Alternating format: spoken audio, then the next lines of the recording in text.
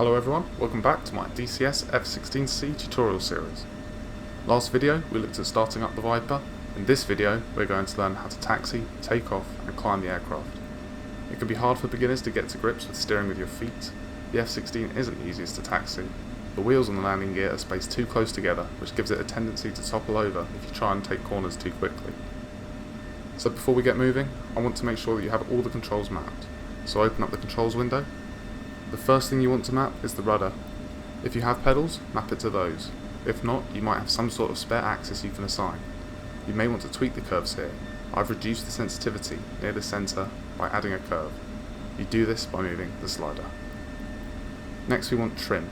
This should ideally be mapped to a 4-way hat. Mine has an extra button if you push on the hat, which I've mapped to trim centre. This is good as you'll want it before takeoff. The last binding you will need is landing gear, and you can assign this to either an up-down switch or to a toggle button. Okay, back in the aircraft, and it's time to consider how we are going to get to the runway. You can find airport charts for many of the bigger airports in DCS, but the F10 map is much easier to access and will do for today. When you're ready to taxi, send to your trim, set landing lights to taxi, set INS to nav if it isn't already, engage nose wheel steering, and disengage the parking brake.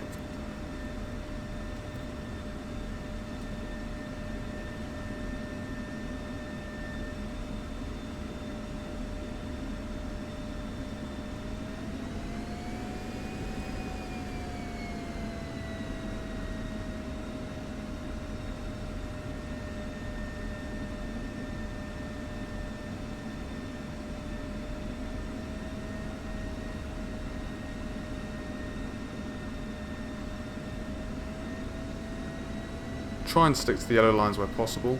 Remember, the nose wheel is behind the pilot in the F-16, so wait until the nose has crossed the start of the curve before moving your feet.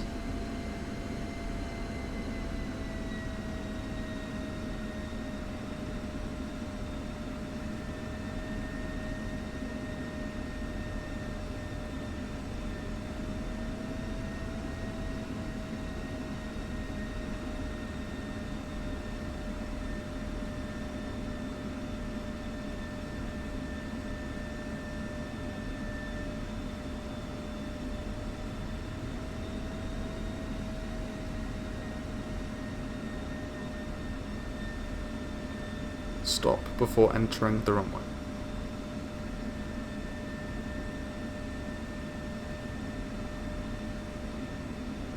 Set your landing lights to on and have a good look outside the aircraft for jets landing from both directions.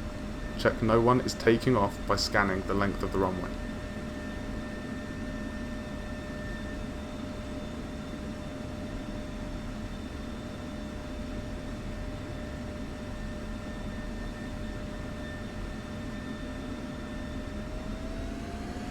You can take off immediately by performing a rolling takeoff.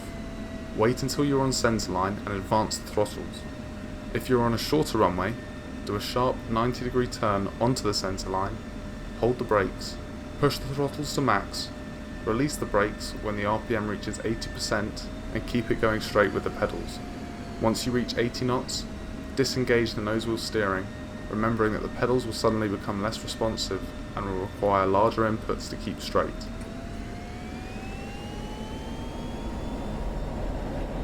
Depending on the stores on board, you should aim to rotate anywhere from 180 to 220 knots. Don't pull too harsh too soon, as you run the risk of stalling. Instead, let it fly itself off the ground. The F-16 accelerates like a rocket, so as soon as you are confident the wheels are off the ground, retract them. And that marks the end of the tutorial. Next video we will look into basic navigation in the F-16, using waypoints and the autopilot. Please like and subscribe if this helped, and hit the notification icon so you don't miss the next upload.